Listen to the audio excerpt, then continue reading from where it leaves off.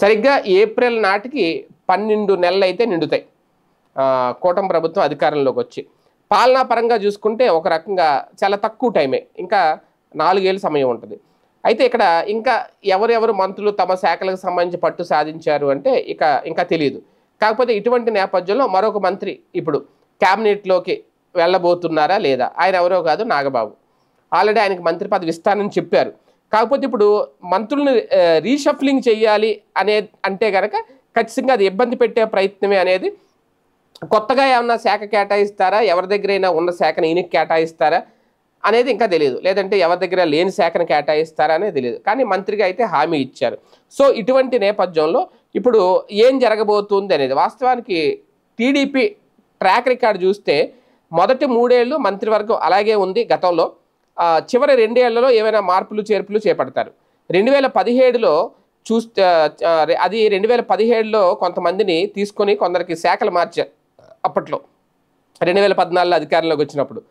ఇక ఇప్పుడు చూసినా అదే విధానం కొనసాగిస్తారని అందరూ అంటున్నారు.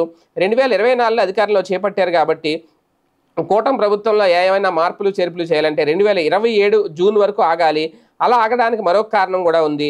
2027లో పెద్ద ఎత్తున ఎమ్మెల్సీ పదవులు ఖాళీ అవుతాయి. ఖచ్చితంగా అన్ని కూటమికి చెందుతాయి. అలా ఎమ్మెల్యేలు కాని వారు కూడా హామీలు ఇచ్చిన వారికి ముందు చట్టసభల్లో చోటు ఇచ్చి వారిలో అర్హులకు మంత్రి పదవులు ఇచ్చేందుకు కూడా ఖచ్చితంగా వీలుంటుంది అనేది. అంటే ఇప్పుడు మన వర్మ గారు లాంటి వాళ్ళకి, పిఠాపురం వర్మ గారు లాంటి వారు ఖచ్చితంగా 2027లో ఆయన పార్టీలో అప్పటి వరకు ఉంటే ఖచ్చితంగా ఎమ్మెల్సీ పదవి అయితే ఇస్తారు. ఇవ్వకపోతే ఇంకా అప్పుడు బీభత్సమైన యుద్ధాలు జరుగుతాయి, ఖచ్చితంగా ఇస్తారు. అయితే ప్రస్తుతానికైతే అప్పటి వరకు ఇదే మంత్రివర్గాన్ని కొనసాగించి అప్పుడు కొత్త వారికి ఎమ్మెల్సీలుగా అవకాశం ఇవ్వడంతో పాటుగా నాగబాబు గారికి కూడా మంత్రి పదవి ఇచ్చే అవకాశం అప్పుడు ఉంటుంది. దాంతోపాటు ఎవరినైనా ఇప్పుడు కొత్తగా జాయిన్ అయిన వాళ్ళకి పాత వాళ్ళని పక్కన పెట్టి మళ్ళీ మార్పులు చేర్పులు, దాన్ని క్యాబినెట్ పునర్వ్యవస్థీకరణ అంటారు.